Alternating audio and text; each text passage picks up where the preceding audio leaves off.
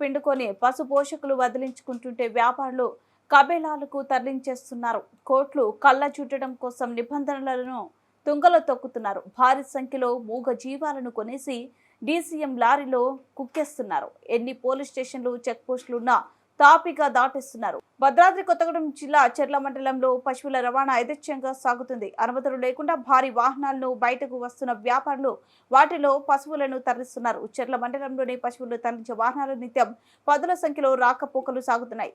రాత్రి వేళ రహదారులపై భారీ డీసీఎంలు బొలోరోలో ఊపిరి ఆడని అంతగా పశువులను కట్టేసి తోలుకుపోతున్నారు. పశు రవాణా చట్టం 1978 ప్రకారం మూగ జీవులను ఇతర ప్రాంతాలకు తరలించాలంటే మండల స్థాయి తీర్మానం చేయాలి.